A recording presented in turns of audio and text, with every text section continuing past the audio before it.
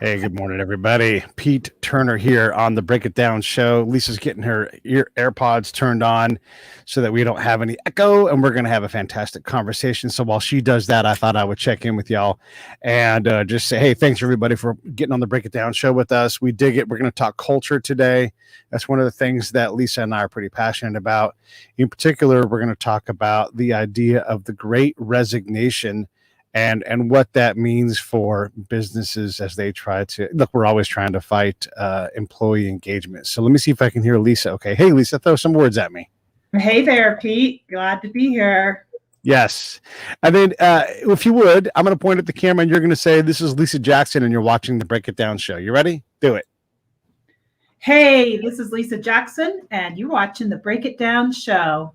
Yeah. This is what we do. I love that we can be live on LinkedIn. It's one of the best upgrades to the show because we get to talk professionally about things, and folks who are professional get to hear about it. And look, we talk a lot about emotional intelligence, right? It's a lot of people saying like, I'm an empath. I don't meet anybody that goes, oh, I'm crappy at that, right? And so that kind of gives me an idea that, hey, maybe we're pushing that too hard. I also don't hear a lot of people talking about cultural intelligence and how one or an organization struggles to create and shape these things, especially without a guide like you, like me, the other people that are out there that do this stuff. I mean, David Livermore is probably the biggest name in the industry, but culture is not something. Look, I always say culture is omnipresent. It's like gravity. It's there, always taking an impact on what you do. And if we don't take it seriously. And I would also say that emotional intelligence is subordinate to cultural intelligence, because if you're good culturally, then you can really have a chance to compete when it comes to culture and what it does to your business. What are your thoughts on that overall thesis? So that's a very interesting posit that you would say emotional intelligence is subordinate. I think if you've got a workplace, whether it's a team of 5 people, 3 people, or 10,000 or 100,000 people in an organization. And by the way, I'm a big believer that team cultures are the power engine of any organization. So it isn't really possible to have a company culture that's the same for 100,000 people or even 10,000. That, you build culture at that team level, and the tone is set by a leader. And if a leader doesn't have that ability to tune in to other people's experience and show empathy, I think you're right. Culture still exists. So it's just whether it's functional or not. Yeah. And I would say this is why I think it's subordinate. And I'm prepared to be wrong on this. It's subordinate because if your culture is poisoned, the emotional intelligence is irrelevant because you're not getting to the root of that problem. So many of these problems are cultural problems, like the vaccination conversation that we're having. If you are emotionally smart, but it disagrees with your culture, you're not going to convince someone who doesn't want to get a shot that they need to get a shot.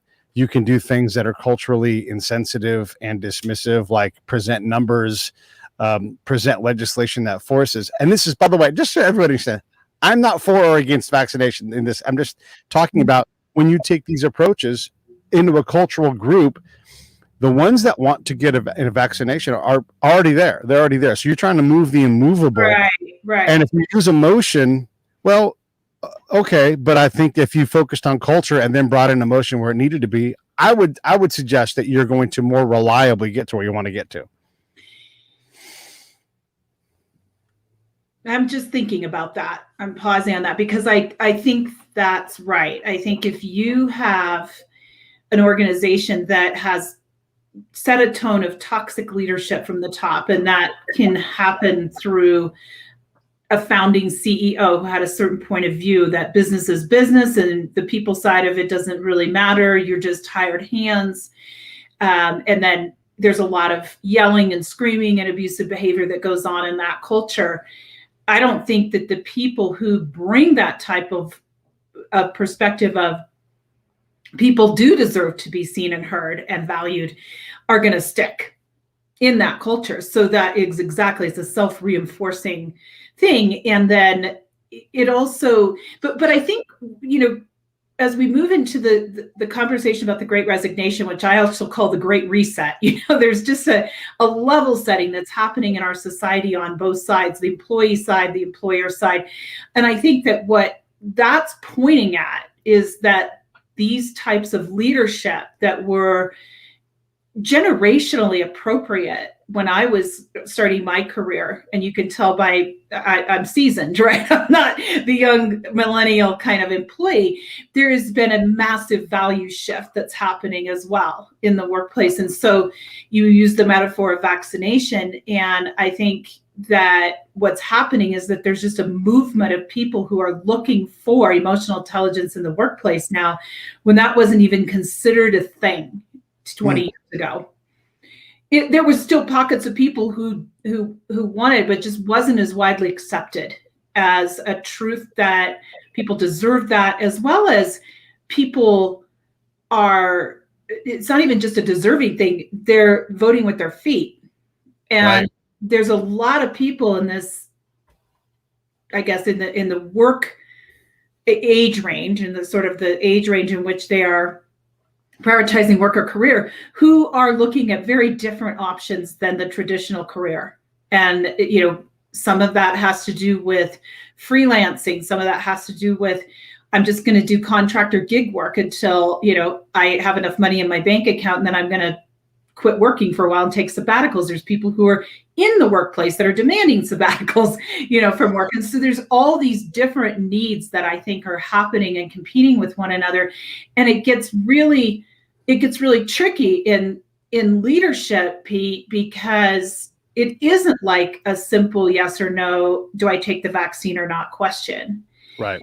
It really gets to employers having to really put a very important question on the table, which is, what is our, we call it culture, but what is our point of view, and what is our position on the people side of our business? Where are we going to put our stake in the ground with that?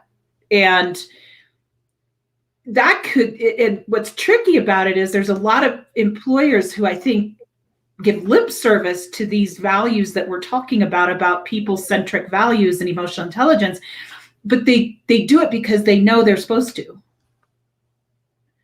not because they really believe that those are important or that they value them themselves. It's sort of lip service. And I think that's coming to a head. There's a lot of disingenuity that comes out of that, and people are reading that. Disingenuity. Yes, I like it. I want to spend a little bit more time on background here, and I think the vaccination conversation is a good one, because it's problematic. And again, I'm gonna attack a little bit on the emotional intelligence folks. It's one thing to say you're an emotionally intelligent until, and this is where culture comes in again, until you receive emotions that you're not willing to process and disagree with you, and you're like, well, damn it, why won't you go get this shot, right? And then we lose that ability to culturally navigate through this. And me, I've said this a lot, and the people in the audience have heard me say this, and it's a little bit hard to understand, and I honestly struggle to explain it, but affect beats effect every time. And if you want to change culture, if you can't design an affect that works, and that's response to stimuli, then you're going to have a problem in terms of creating the culture that you want, because emotion is an accelerant for cultural design, I would say. The thing with that I want to bring up and have you talk about a little bit is if you put out a bunch of numbers and posts and condescending language, and I'm saying condescending because that's the affect that's created, right? If you create condescension in your message, it doesn't matter how many messages you put out to get a vaccination. If people are receiving, if the emotional response to your stimuli is F you, I'll never do it, you condescending, you don't create the culture that you want, and you're missing the emotional cues and getting the affect part wrong. So it doesn't matter how many messages you send out. If you continue to post about, like you think about the government's response here in California, and look, we've done a good job here, right?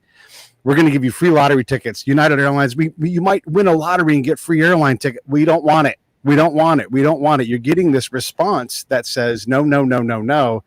And if you continue to put that message out, You're not going to change that because you haven't dealt with the affect part of the equation, which again, I think that goes back to the challenge on the emotional intelligence. Not that it's not important, but we have to be able to be willing culturally to hear an alternate emotion to the one that we think we're listening for.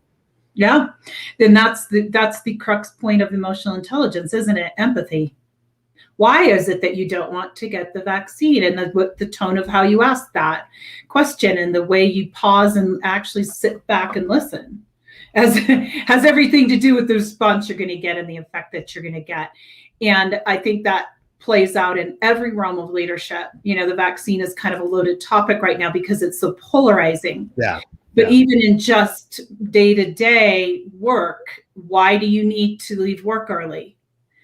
And that can play really different than, let's talk a little bit about why this is an urgent need, and then whether we can accommodate the urgent needs that we have, within your, that's an empathy approach rather than why do you need to leave work early? I don't get it. Yeah. And, I think that what's at play here and what's at stake here is that I've been watching a lot of webinars on this topic, the Great Resignation, what it means, and it is somewhat of a pent-up demand issue. So during COVID, turnover really declined. It took a giant dip, right? And now that things feel like they're softening, things feel like they're opening up, and it's not over, but there's a feeling that the end is in sight. You're seeing a pent-up demand for me making a choice to do something different is exploding. So there's there's different statistics that are quoted between 50 and 75% of people say they're looking for a new job this year.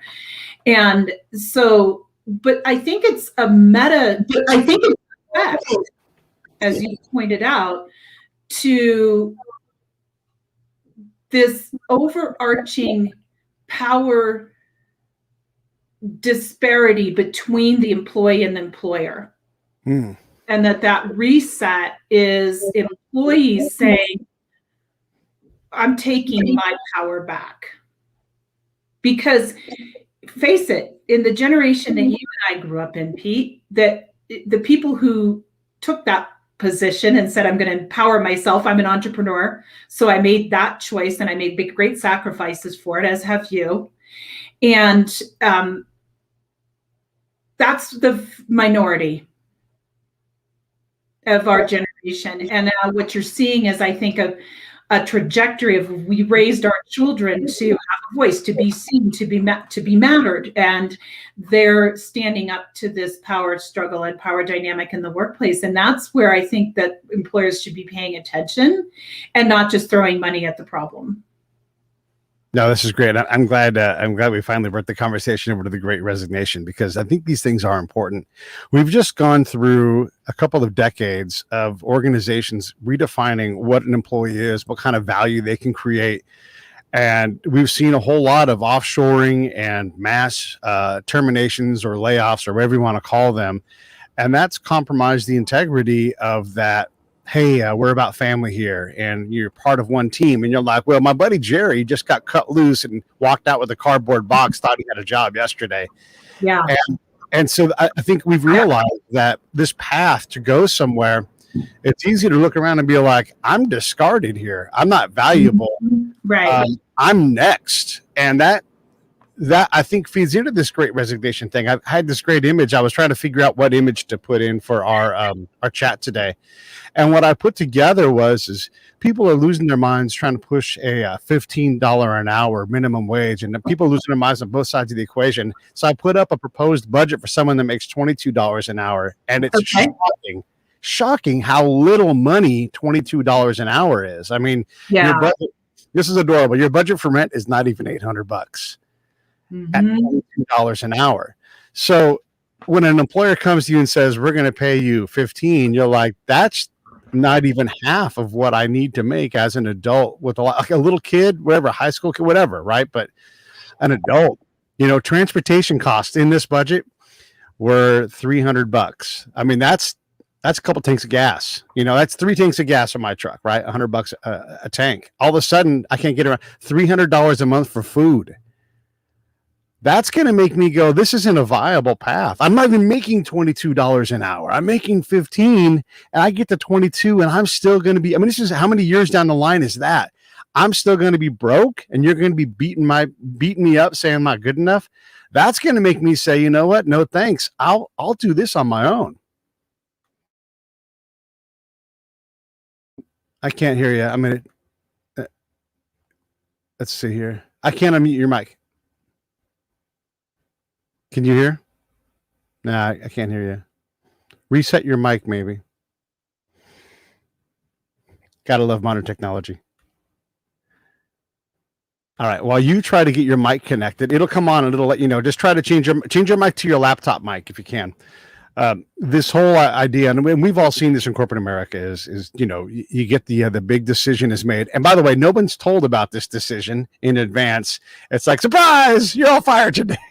But we have this great package for you that's going to make transition easy. Is it? Is it going to make it easy? These things are hard. Can you talk now? I think you can.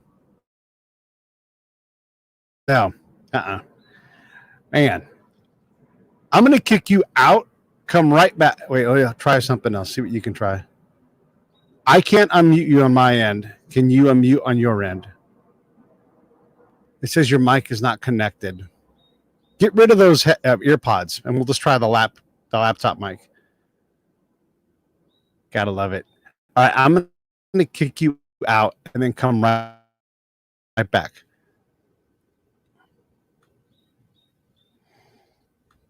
All right. I kicked Lisa out of the studio. Anyhow, so I guess the idea behind this great resignation thing is as we try to figure out what to do and how to get employees engaged, we have to understand that we have freedom now. We have the gig economy. Someone can say, I can survive on the gig economy as good as I can on this 40+ hour a week job. I'm not going to do it. Another thing that we've talked about in general is it looks like your microphone's back on. Okay, I'm going to share what you talked to. You're the expert, not me. So, okay, I'm not sure what you were just talking about. So, well, I was talking in general, about the mass layoffs that have gone on for 25+ years, and then the fact that I'm not even making $22 an hour. There's no way I'm surviving on this budget. I'm going to pull that budget up just so it's here as a graphic. But talk a little bit about that and the freedom that comes from inability to earn money. Right, and so much of the conundrum around that is that the job. So over the last year and a half, we have proven that many jobs can be done remotely, and I always believed that to be the case. But the managers were like, well, if I can't see your butt in your seat, then I can't tell if you're working. And that's become bullcrap, basically. At this point, everyone knows it's not true. Now, healthcare workers, food service workers, those are people that, construction workers, you have to be on site to do your job. And those tend to be the lower paying jobs. And I think that what we have seen is with people, as you said, who are in the remote category, who have the option to work from anywhere, they went and found housing anyway, so they could live in a place that had a lot lower cost of living. But in any marketplace, if you are relying on people for minimum wage work, those folks are going to have to either have a side hustle, carry on more than one job, and that's a bigger problem in the United States of America than probably what we're going to address today. And I'm not even sure that that's altogether behind the Great Resignation. I think that there is a piece of it that is that the livable wage problem that we have in our country is some form of a capitalism that is probably not sustainable. In other words, this whole piece about economically that the middle class has basically shrunk and disappeared. That's a bigger problem than I think what employers feel like on an individual basis they can solve for. But you're right. That's the mentality of the person who's having to figure it out. If I'm making $22 an hour and $800 a month, as you pointed out, in rent, that's not going to that's not going to get me in where I live in Denver, Colorado. That is not going to get me my own place. And there's no way I could ever buy a home on that. Right. So, and so, and there's a lot of things that come out of that might be good. So I have two children, age 27 and 24. Both of them have always lived with other people in homes where there was 4 people sharing the rent. And that kind of community living is not a terrible thing, right? There's this kind of mentality our generation had that if you didn't have your big 3,000 square foot home, you were a failure. But then you're isolated and there's no way neighbors ever talk to each other. So there's some social dynamics at play there, I think, with the housing part that may end up playing themselves out in favor of more social connection. But I still believe that we come back to, why are people resigning? Why are people leaving their employment? And so you've talked a bit about the loyalty not being a two-way street. There's a huge mindset issue among the younger generations. They don't have any loyalty. And I was listening to a webinar this morning on this topic, the Great Resignation, and loyalty. It was really interesting because when you think about loyalty, I know you probably have your own very specific, powerful views on loyalty and what it looks like. And in the workplace, are you loyal to us as employees? Is the employer loyal to you? I think that's a very loaded word and in a very loaded concept, because loyalty, when you look at it from a family standpoint, it's that I will go above and beyond and do whatever it takes, right, to support you, to be a part of this family, to, it's more, I think, thought of as a family value. And this webinar was saying, I think it's an insult for an employer to call us family, because when push comes to shove, if they're in a difficult spot as an employer, what do? Chop. They do a layoff. And they keep it a secret from you. They don't say, hey, we're having tough times, we're going to have some layoffs. Is anybody interested in, like getting out of here early? Or is anybody, now they just surprise you. They're like, surprise. Exactly. And that has been talked about quite a bit in this wake of the pandemic. There were a handful of employers who did say to their folks, hey, either we have to lay off 20% or everybody has to take a salary cut. Or they even further entered into this is the amount of money that's going out the door that we can't cover. What solutions can we come up with? And then you'd have employees stepping forward and doing voluntary pay cuts. And that was happening.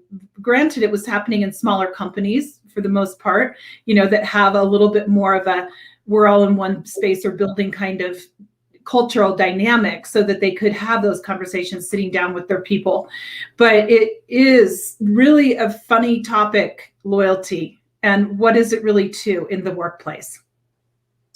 So a CEO comes to you and says, hey, we really want to work on, we hear what you're saying, we want to improve our loyalty to a company, to a person, as a company. We want to do a better job of this. How do we can you even reliably do it? Can you create that affect when someone's like, yeah?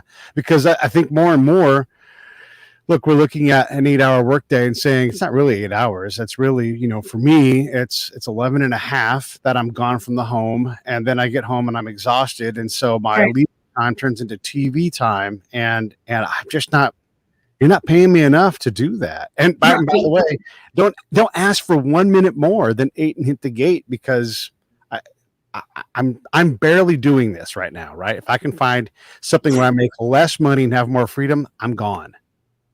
I mean, I think that loyalty is hard to create a contract, a mutual contract, true mutual contract, reciprocal contract around loyalty when your goals are different.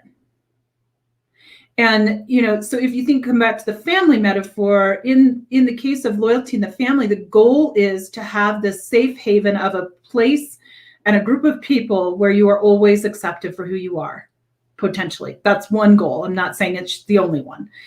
And in the workplace, the goals are misaligned. So I think loyalty in the workplace can be achieved if it's defined clearly in behavioral terms. So what does it actually mean to have loyalty here? It does not mean that either side can't terminate the relationship. It means that we will be kind about it. It means that we will be willing to engage in whatever those behaviors are. I'm just throwing out, I'm sort of a little bit hesitant to throw out too many definitions because I think that loyalty means something different to different people. But in the workplace, I think it means the loyalty is the contract around we have sharing a common mission here. And we're all loyal to this mission, which has a beginning, middle, and end. And so, if I have, but in the end, it's a free agent world. There is no such thing. I mean, non-competes are almost indefensible in court today. That's right. Employment standpoint. And so I think the loyalty has to be more of an earned concept in which I go through hard times as an employer and I show myself to be caring toward you in that regard and caring toward, as this webinar this morning pointed out, and I just so resonated with it, an employee's number one commitment is not to your company. It is to their family and to their own personal needs. So if my mom is sick and you tell me I can't have leave to go take care of that, I mean, there are laws in our state now for that, but if you tell me I can't do it, I'm gone. Bye-bye. So it isn't, a core value that I see on posters very often anymore. And I think it's partly because what we've entered into is a stage of our, the employment economy in which talent, the people who own the talent, depending on how rare your skills are, is something I own as the employee or as the person who's the seller of the talent. I own that. I don't any longer have to beg for that talent to be bought by somebody. And the more that your skills are developed in a direction that people demand and want, the more that is true. Freelance economy it's not all it's cracked up to be. There's a lot, as you know, that goes along with that in terms of other costs. You're going to spend a lot, even just the reality of double FICA, right? You're paying double Social Security, you're paying both sides of it. But it is a freedom. And that's what people want today. They want freedom. Let's stop. I want to talk about this specifically. I'm going to bring up a graphic here. As I was trying to define the image, I think the budget captured it for me, but you look at the message here. All I need is a beach and Wi-Fi, right? And this is a young lady in Tulum, Mexico. Okay. A digital nomad. And there isn't an image like that for corporate America. Mm-hmm. There's no like, oh man, this is going to be great. You're going to have your own cubicle. Right. You may be able to put pictures on the wall, but you had better put our own published documents up on the wall too, so we see that you're playing the game right. And and there is no image that compares to that. Like you said, this person is withstanding a lot of the challenge of freedom, right? And they've moved to Mexico in this case, and they're like, well, I know in Mexico it's going to be tropical and wonderful. I have a lot of people there who are expats, and my rent is going to be $400 a month. Yep. So all of a sudden, I've just cut my living costs in half, but I'm also not employable to a Denver company that needs me to be on site. Sorry, that's not going to happen. I'll take what I can get on my own. I don't know how a corporation competes with that reliably for someone who's willing to go be a digital nomad. Exactly. And I think that's the real risk that large companies are facing right now is the talent. Maybe they haven't really fully grasped the weight of what is coming around this, because something like 60% of people said that if my employer demands I come back to the office, I'm quit. That's not even just I'm looking for another job. Right? That's really truly like I own my choice now. And that's a very scary proposition if you are a senior corporate leader, and especially if you're over the HR, the talent recruitment part of the business, a lot more flexibility and choice is going to have to be part of the equation over the next 20 to 30 years. The digital revolution has been building for 30 years. And I remember reading a very interesting book called Navigating the Badlands. It was written by a woman back in the early 2000s who was a thought leader and futurist. And she would go into big companies and do future strategic planning. Sorry, I'm forgetting the name of this. It's a very specific type of long-term strategic planning, thinking out 10, 20, 30 years for her clients. And there was this think tank they formed out of this, of different thought leaders across spectrums of she formed this think tank out of people who were anthropologists, who were sociologists, who were economists, right? So they covered the whole gamut of the spectrum of points of view. And they studied what is going on right now. Things are not playing out, and this was in the late 90s, the way that they used to in business, where our plans don't seem to hold water anymore.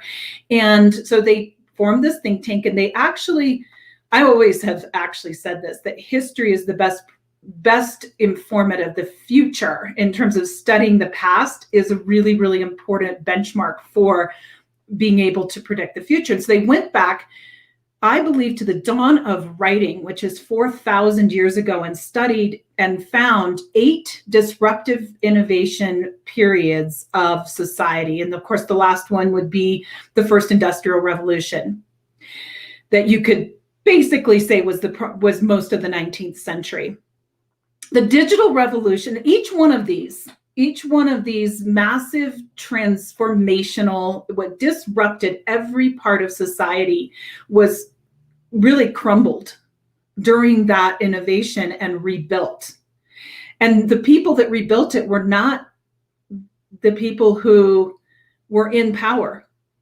The people who rebuilt the new rules and the new structure of the society were, she has a name for them. They're the emergent leaders. But in our time, and so what she then said is, we are approximately at this time, I believe, again, early 2000s, maybe 2005 or so when this book was published, we're about 20 years, and these cycles take about 50 years to complete in every one of the cases of these 8 disruptive innovation periods. And we're about 20 years at this point into a 50-year cycle. The systems at that time were starting to crumble, but now fast forward to 2021 and just take a look at how everything feels to anybody who's paying attention, like it's just crumbling, it's coming apart. There's nothing sort of stable anymore that we can sort of point to as a belief system or a shared value system in our society.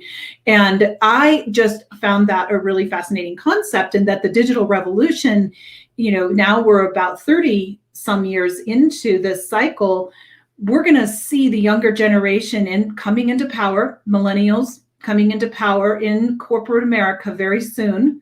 And to me, that they're going to change the rules. They're going to change the rules of work. And so I hope some of them are listening to this, and really accepting the mantle of that power. And we don't have to do things the way that we used to do them, but you still have mostly baby boomers occupying the C-suite in corporate America. And so it's like, what do you mean you want to work from home? That just means you want to sit around and watch Netflix all day. And the younger generations are like, that's not how it works. Productivity didn't even take a blip. During this pandemic, I worked my butt off. I just did it on my terms and my time. And I gave you the same result that you needed. Yeah. And I got my laundry done while I was at work. And maybe that says something about the productivity you thought you were getting, not you, but the C-suite thought they were getting with their people when they were at work. Yeah. And realize just how hammered. Look, if you live in the Bay Area where I grew up and you have to live in Vacaville, there are a million residents between you and your workplace that you have to swim through to get to work, right? I'm not even exaggerating. And they're all in cars by themselves. Yeah, and someone will say, "Well, take the bus." Like, yeah, and that's not. I don't have 4 hours to get to work, right? And so I get there, and I'm hammered dog crap by the time I get there. Maybe I learned some French on the way. Maybe I just zoned out. And then I'm looking forward to that in the back end. So now I'm going to adjust my day, and I'm going to come early and work out. And I'm going to stay late. Now I'm at work 10 hours. And it's like, these things aren't sustainable in the modern time. And I guess I would add to this They're too. necessary. They're not only necessary. You shouldn't have necessary. Why Right. would you put your people through that if you really value their needs? And that's part of what I think has been missing, is that the corporate feels like our needs trump yours, and they're not aligned, right? They are not in alignment. And also because employership is so transactional now. You were talking earlier about, like, I don't need to give you 2 weeks. I remember when I worked at CDW, my boss looked at me and said, I don't understand how to motivate you. Because I didn't care about getting like the booze cruise after hours. I'm struggling to keep my head above water financially. I'm working hard. You see my numbers. I'm not missing out on these things, but I'm struggling. You want to understand. You want to threaten my existence at a company with a job that asks too much of me and doesn't pay me enough. I can replace you. You're replaceable. And that's really, and this is 20 years ago, right? So when you look at employee now, there's even more telecommuting and ability to work digitally away from somewhere. There's really very little need to be doing accounting at the office or HR. There are so many HR functions that can be done remotely. So how do you now, if you're going to adapt, right? The corporate CEO is like, yeah, we want to do a better job of this. We're going to adapt and we're going to do more digital stuff. How do you now create a corporate culture? I mean, when everybody's so dispersed, I mean, that's the other conundrum, right? Yeah. Well, and culture is just how you do your work. So the team, as I come back to where I started at the beginning, the team is the central unit of a culture. And so you can still create and do still have a cultural element, even though you're working remote and you're coming up on Zoom. You bring up a very interesting point that I don't know that I have the answer to this, but I spent a lot of my early career was developing in-depth expertise in nonverbal communication and a particular body of work called neurolinguistic programming. And I have sort of a bias around how human beings connect that came out of that body of work, that it has baranomes, mirror neurons, all these kind of very technical terms about how human beings actually connect, develop relationship, develop rapport. And so I think there still is a hybrid model that is going to serve companies best by having certain events where they bring people together, certain kickoff events where, I've talked to people throughout this pandemic who feel burned out, who feel isolated. So this is the other part of it, that they don't have that social connection. I'm like, I just started this job 3 months ago and I've never even met my teammates. And that still feels weird to us, that we would live in a completely digital world. So I think there's got to be some attention paid to that happy medium and really looking again at the team's purpose or its mission and what it's trying to accomplish as the foundation or starting point for determining how do you create a proper social structure for the mission. That's kind of how I look at it. And that you look at the work goals and the work processes differently, in the sense that, do we really need to be in person to do this? You said like accounting can be done from anywhere. There's a lot of functions that can be done from anywhere, but you also have to bring a human element of it, because there is still something to the fact that we are social creatures. So I do believe in both, and I'm not an advocate of it as a one size fits all. I think it has to be looked at through that lens of what's the mission of the team, when does it need to come together in person, and when is it okay for people to have that flexibility to work from home and from anywhere that they want to. Yeah, there are so many things to discuss within this, and I love that we're having this conversation. But this idea of the Great Resignation, let's go back to the financial side of it. Right now we're going through this global pandemic, and as much as most of us are sick of it, it continues to rage on. I mean, there's a story every day of a medical system being overwhelmed or approaching max capacity. There's just people getting sick, and there's look, we're not just on the Delta variant, we're on the Lambda and climbing. And now there's a whole different variant that appears to be even more deadly. And maybe it doesn't break out, maybe it does. Yeah, it's like this isn't stopping anytime soon. So we have this confounding factor that goes into all of this. And the government's doing what it has the ability to do, which is print money. Like they can, we're just going to print, $1,300 every 2 weeks and make it magically appear into your account, because what else can we do? We can barely keep it so that your landlord can't evict you, right? Like we're legally to even do that. Not anymore. Yeah. Oh, they fixed it. Okay, good. Well, I guess the point here is that as we struggle with these big problems, corporations are having to work with this environment. And again, how do you make something? So okay, let me back up. We just had this whole failed thing in Afghanistan where we lost and we were in full retreat and that went like crap. I would have told anybody who was listening, and part of the problem is the military doesn't listen. Hey, we had lost this thing a long time ago because we weren't creating governance. We weren't creating a self-sustainable military. This was going to collapse because we didn't handle the cultural part right. We had no idea what their goals were. We had no idea how they made decisions. We completely ignored how much religion mattered. And these things, I think, are transferable to the marketplace, not only for the employer, but the employee. How do you set yourself up? So if I was to be interviewed, and that never happens, but if I was to be interviewed by a corporation and they wanted to consider me, they'd better be, as much as I'm supposed to be prepared, they'd better be prepared.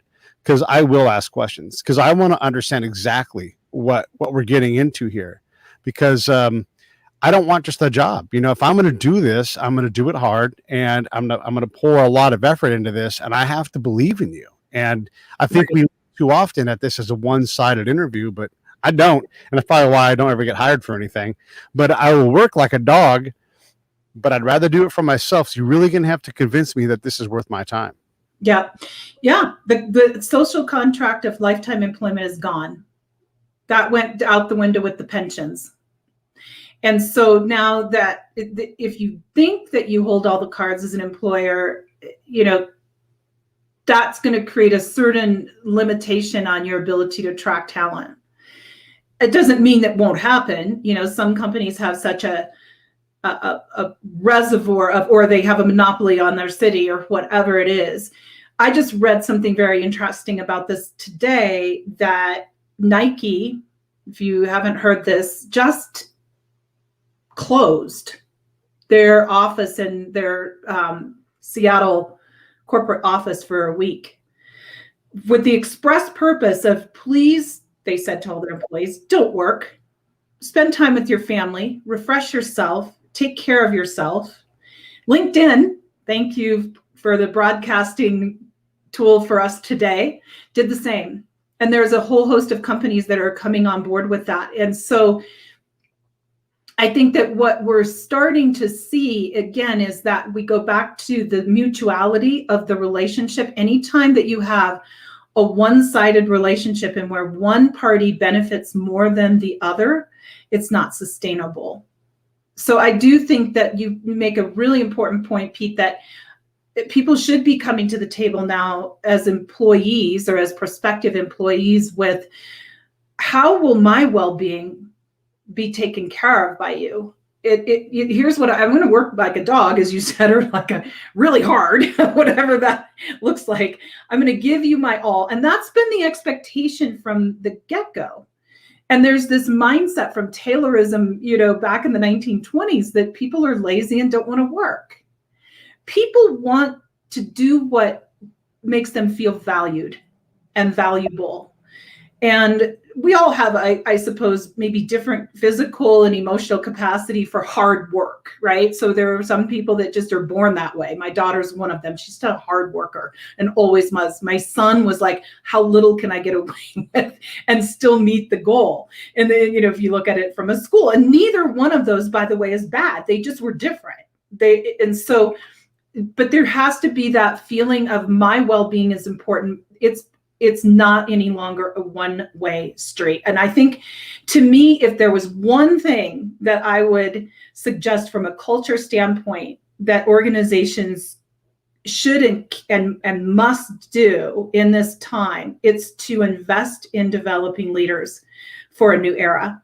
To invest in developing leaders who have those emotional intelligence skills we started with, the ability for empathy, the ability to help people see a broader vision than just do your job, the ability to check in and be genuine. And number one at the front of all that is people who want to lead others. Because there's a lot of management right now by virtue of the fact that we have built an economy that and a corporate system that is based on the only way that you get a bigger paycheck is by being promoted into management. And that has promoted a whole lot of bad managers and leaders. They don't want to manage other people. But it's only pathway, right? Right, yeah. So changing that game is, I think the rules of the game is one of the most important. The work I do, I help, culture changes. You referred to with the Afghanistan, that was about imposing cultural values onto a system. Changing culture is really about allowing the new values to emerge that are already in play and desired, but the power structure has not allowed them to be. Can I add an option C for that? I would say if Corporation A can accomplish its goals through the existing cultural paths, why change them? Right. And that was a problem in Afghanistan. It's like, exactly. They need to adhere to rule of law. They have rule of law. You don't like it, but they have rule of law. So now, given this new dynamic, how do we accomplish, legitimizing a court? Well, we don't know how. Well, then let's not do that. Yeah, right? I think that this Great Resignation is forcing the hand of a lot of companies to change and it's not actually just this digital this particular pandemic that has created an opening for a lot of people to re-examine what do I actually want to do with my life, and that's what a lot of people are doing. But you also have the added fact that corporations themselves are being forced to change through the digital revolution. So, and that's a complex topic, probably a different, interview than what we're doing today. But that digital revolution is advancing, and so the cultural change has to happen there, which is sometimes brought companies kicking and screaming to it. Other times people are choosing it. There's certain industries like the technology industry that are leading with it. But everything is digital now. You just go to anywhere and you expect to be able to have an interaction. You buy things online, or you expect to be able to swipe a credit card and not have to talk to anybody. It's just an expectation that the world is digital now, and there are more cultural changes that are happening in the wake of that than in this more recent event of the pandemic. And I think it's just compounded the onus upon companies to figure it out.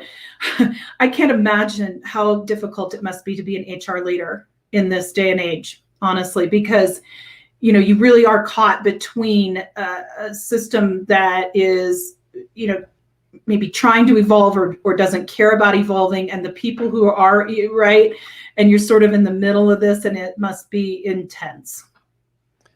Yeah, I've lived in tents, and little pun. Hey, so there's a thing I'm curious to it, and this is a reset or the resignation adjacent, but I think it feeds into the pool that we're dealing with here. Is we take someone? Well, we'll take me, because that way I don't have to talk about anybody else. I am in effect unemployable. One of the things was at CDW when I worked there, and this is a massive corporation.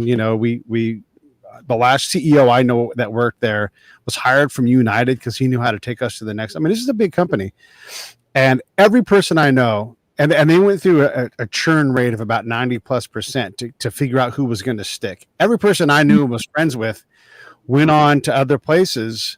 They all got promoted at somewhere else, right? They weren't able to find a future at this company. That worked desperately to train them, worked desperately to find them, identify them, and then for whatever reason they don't work out, and so that person goes and one of them became a C-suite level employee, right? Well, boy, wouldn't CDW, right? Yeah, for somebody else, right? So So we have this problem of talent leakage. And then when talent shows up, so we'll go back to me again, right? I show up, it's Pete. I've got incredible experience. You would say, how is it relevant? Well, I mean, spying is sales, spying is reporting. I can work in any environment. There's no environment too rugged for me. I've worked, in excess of 100 hours a week for extended periods of time in a dangerous environments, cross language, cross culture, cross religion, cross, working between two realities that were contrary to each other, the Afghan reality or Iraqi reality, and then the military reality. And I'm trying to balance the connection between there. I've got 2 degrees. I mean, all these things, right? Sounds like a guy that, if you look at my work on the Break It Down, over 1,000 episodes. Come on. Yeah, you know what? We have no use for you, right? I can apply to any job. I'm not going to get hired. I am not employable, not because I don't work hard, but because the system won't allow me to do anything. I applied when I first got back from Afghanistan. I'm like, all right, I'm going to try to do something else now. And I applied to Salesforce. My friend worked there. He's like, I can get you in. I'm incented. I'll give you the bonus. I don't need it. Let's get you in. So I applied, and they're like, oh, you know what, Pete, you're too qualified for this job. And I said, okay, great. What's the next job up? They're like, oh, you know what? Underqualified for that one. So like there was literally no spot for me at Salesforce, who was desperate to hire people, right? And so you have all these. And there's something too. I want to just, this is a really sensitive topic, and I want that I'm gonna speak to in response to that. But I think we can go there. I just read this in the last day that there's a LinkedIn HR expert who talks daily about matters of HR, and he was talking about how leaders hate to do succession planning. This is going to sound like a little bit of a right turn from where you were going. And he said it's a lot. He said succession planning is one of these topics that's a lot like hiring veterans. Everybody says, every single person in a leadership roundtable, in a boardroom or whatever, will say, yeah, we're all about hiring veterans, but then they never do. And That's right. They actually not only never do, but they only give them the crappiest jobs.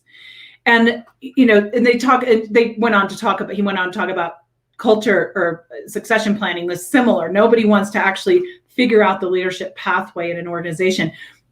So I think that some of what's happening is there are these predisposed mindsets that happen in recruiting, that if you don't fit a certain profile, if you have one of these red flags that we decide are, this person's going to flip out on PTSD or whatever the mindset is that has people in companies not hire vets, that's something that I think we're going to see change in the next 10, 20 years because of necessity. That if you've got a whole, so it'll be interesting to see where it goes, because there's a lot of different futurists that talk about the freelance movement is not sustainable, and that corporate, but I believe that we're going to start to see something emerge that I've been paying attention to and reading about, called stakeholder capitalism, which is that capitalist, you're seeing a lot of pressure and divisiveness in America, and that has to end. That you can't stay polarized forever in a country and still call yourselves the United States of America. I mean, who knows where it'll end up? But I think that with the hiring, coming back to the hiring piece, that employees are going to demand and be owed and be given a stake in some way in the companies that they are aligning themselves to. And if not, that supply and demand will take care of it. Because right now the supply is in power. in a big way, right? In terms of just they're voting with their feet, and they will not. The number one, you tell me, what's the number one reason a person leaves their job? That they choose to, a life circumstance outside of the job would be my guess. No, they hate their boss. It's truly, that really boils down to being the simplest reason. If I have a relationship with you and you're my manager and you're making my life easy, you're giving me rewards, you're giving me, I'm going to think hard about leaving. And I mean, and there is a whole movement toward, like, I have to like my work too. Right? I have to like. I'm going to ask about this because this is interesting to me. if you have a boss who's created this environment, like employees are expensive to find and train and bring up to speed, right? Yeah.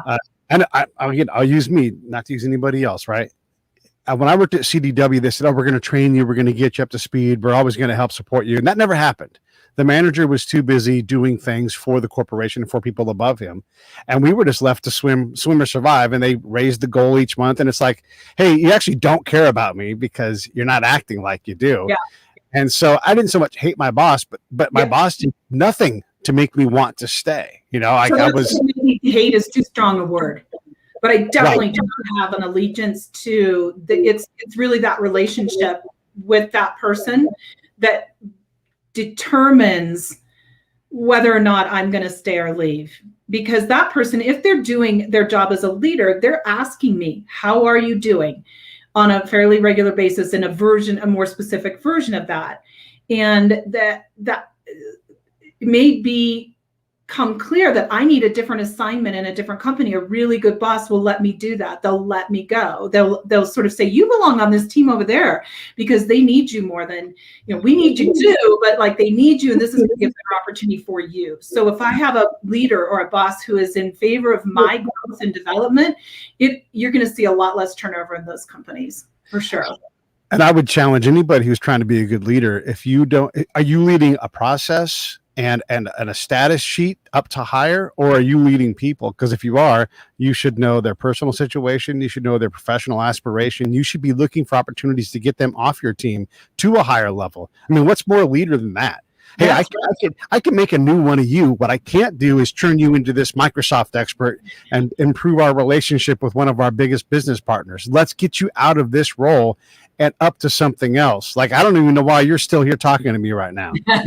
we don't take that approach because we don't, as corporations as a whole, and I'm being unfair, we don't as a whole understand how to do that and the value of getting people higher up in the organization so they can create value in other ways. Instead, it's like, hey, as long as because if they're doing work they love, they're going to be an asset to the organization, not to just my team. And so developing leaders to me is the number one remedy against the Great Resignation, is really truly coaching and developing leaders to have not just emotional intelligence, to have like workforce intelligence and understand the job of a leader, which is not the easiest job to do if you're doing it well, but to really understand what that job is, and that it isn't just showing up with, I get a bigger paycheck and I boss people around. It's challenging people. It's allowing people to move and grow around the company. It is accountability to the organization's goals. It is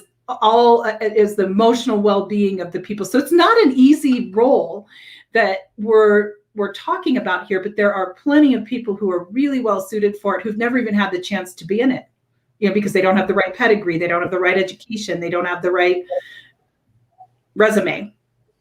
I want to go back to something you said earlier, talking about hiring veterans. This is not me on my soapbox, but this does give us an example of what this looks like. So if you are serious about hiring veterans, or fill in the blank of whatever it is that you're trying to do, you must act like that, right? So our goal is to hire veterans. We're going to put a veteran on they're going to make one of them a stakeholder, maybe the main tent pole of this effort.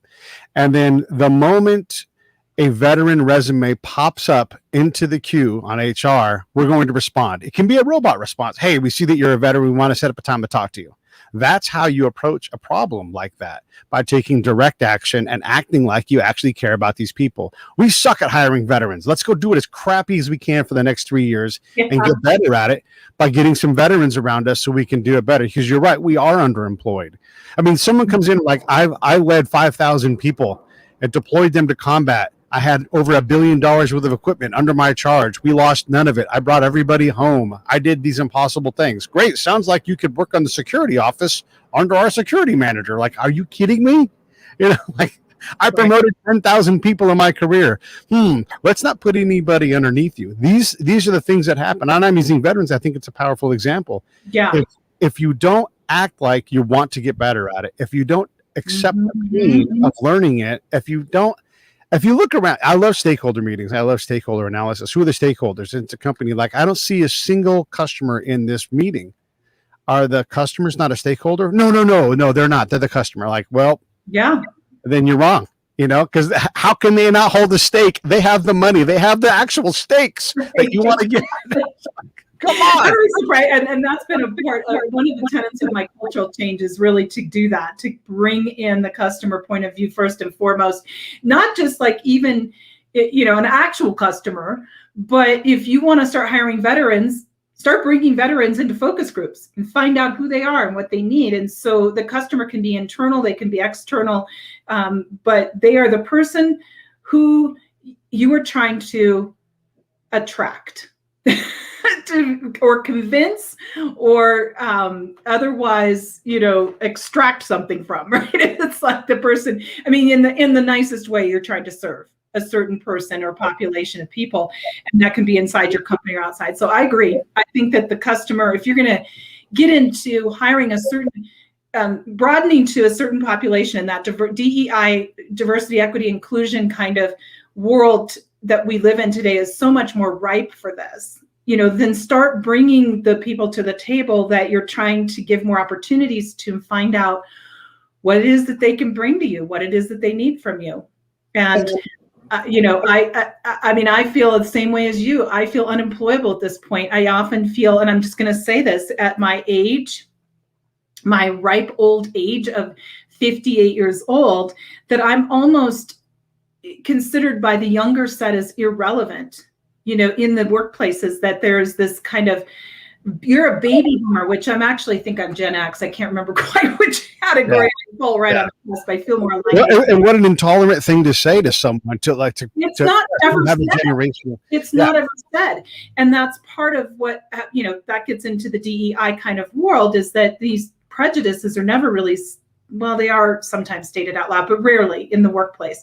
They're just these very, very limiting mindsets. And so I do think a lot of what you're seeing on the supply end, on the talent end of the equation, is people who are saying, I'll take charge of my own destiny and my own career. And some people, like myself, feel more empowered to do that than others. There are people with true limitations around that, whether it's mindset or physical or whatever the limitations are that they carry, that for whom that's not as easy. And I think those people still deserve and can do great work, and deserve the opportunity to be seen through a more neutral lens. So I hope that is an outcome of this, as organizations are struggling to find good people, that they start opening up to, there is very truly age discrimination, there's racial discrimination, there's vets discrimination, there's all kinds of discriminations. Like, we want this kind of person. People develop personas, in a room, in a boardroom, and say, this is the type of person that's going to fit our culture, rather than, really starting to look at again, coming back to the team culture is the most important thing. And that you have people who can gel together, can become a great team together. And that might not be a persona the way that you think it is. Yeah. And again, using the veteran lever for this, because I think it's a good example. If we want to hire veterans, so we're going to bring a veteran in, at least to help consult us on how to do this, or have, one of our veterans sit on these conversations. I don't think there's a veteran out there that would say, I speak for all veterans, because we are inclusive. I love Sarah's comment. Oh, yeah. Is serious about hiring veterans as greeters. Oh my God. Yeah. Well, and that's anybody, right? Like, if one of the things they always say to me, back when I was actually trying to find a job, like, and here's how unemployable I don't even bother anymore. Like, there's no point. Right? It really makes me want to kill myself, because I'm like, I'm irrelevant. I don't even exist. Why do I matter? That's really what happens. And this is the answer to this. It's a very, very humbling exercise, for sure. Trying to look for a job. I used to do impossible stuff. My judo is as strong as anybody in the military at what I do, and I'm not valuable to anybody in anything. And so if we don't know what it is to be a veteran, and you just have one in the room, maybe that person's a great person, but maybe they had a completely different existence than the next veteran, which they did. It doesn't matter. It doesn't matter what we do. We're so diverse. And I wouldn't say just racially, that's easy. Ethnically, we're so diverse. We have people from all over the world in the American military. So to think that you can understand the veteran condition by having one veteran around, That's impossible. There's no way to get that reliably right. And I think any veteran would say that, you're going to need more than me. It is a lot of stuff that we don't all know about that. But again, that takes, you have to take serious action to improve these cultural aspects and accept that you're going to make a mess, right? I mean, cultural change is not pretty. As you know, like you can like, here's our culture. All right, well now let's go study it. Oh, that's hard. Oh, yeah. What if that is a lot of what happens with my work.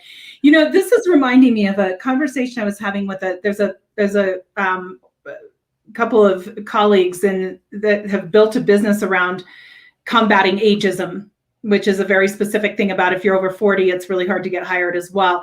And we had this whole conversation. I had posited this, like, let's do sometime, I don't know, a YouTube video or something on what if you chose in your hiring process to do it like The Voice. Blind auditions, right? So you're just auditioning people based on whether or not they can, you come up with some work sample, right? Some way in which, whether it's a series of questions or some way in which a person can demonstrate, right, whether or not they can do the job. And then you do blind auditions. You literally can't see the person. All you can do is hear them, or maybe it's a work sample that they provide. You don't see a resume, which are really not, I think, the best tool for introducing someone at this stage of the game. But I thought, and we just went off on that. We had such a good time talking about that. What would change in the recruiting world if you did auditions like The Voice for jobs? They're really different people.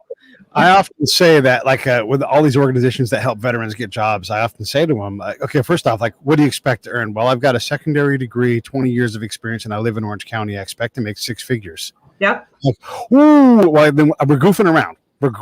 Let's just be honest, we're goofing around. Because if a company wants to hire me with my pedigree and they want to pay me 35 grand, that's not a good fit. They don't value me, and I promise you, I'm not going to value them, right? So these are things, you're always open for another opportunity, constantly. Right. And so, we've been talking for over an hour. I don't want to keep you for too long. Sarah's really on it. Every group is comprised of individuals, and this is a concept that organizations love to ignore. Right. Well, we want the stakeholders share. Yes.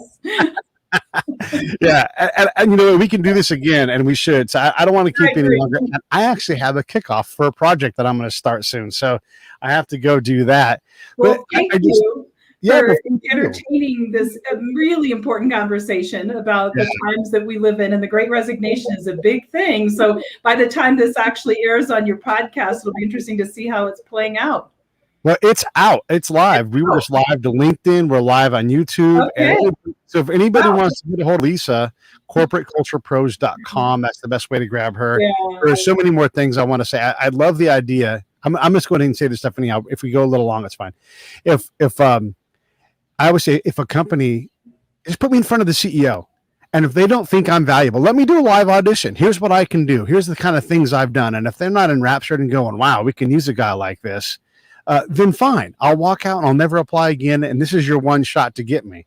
But you have to open the door. If your door is not open, and I'm telling all corporations right now, your door is not open wide enough. Robert Coombs did, and we talked about this yesterday, and we were chatting on the phone. Robert Coombs is a guy, he's got a job now, but he wanted to leave the nonprofit sector. He was great at his job, highly skilled, had built a very successful nonprofit, built a fantastic team. They didn't need him in there anymore. He's like, I want to do something else. And so he tried to find a job, couldn't find one. So he's like, I'm going to build a job finding robot. And so he did. It started sending out resumes for him and custom cover letters. This guy's this good, right?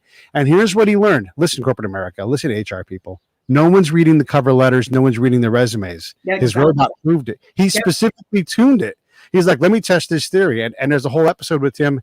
Robert's awesome. So you're not listening. Your door is not open enough. You should be overwhelmed with people that you're like, oh my God, look at this great candidate. Look at this great candidate. And if you're not valuing the candidates that are out there, and you're creating this great resignation. Because the person that's reading the cover letter, the resume, is either a bot, or if they're a human there, know that they have to check a certain set of criteria for the person upstream that's going to hire.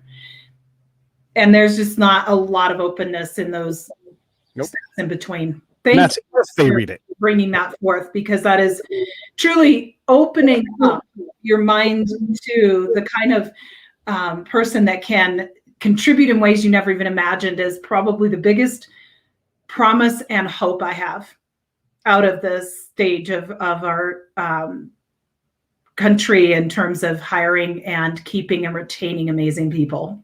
You just haven't seen what amazing can look like yet, for sure.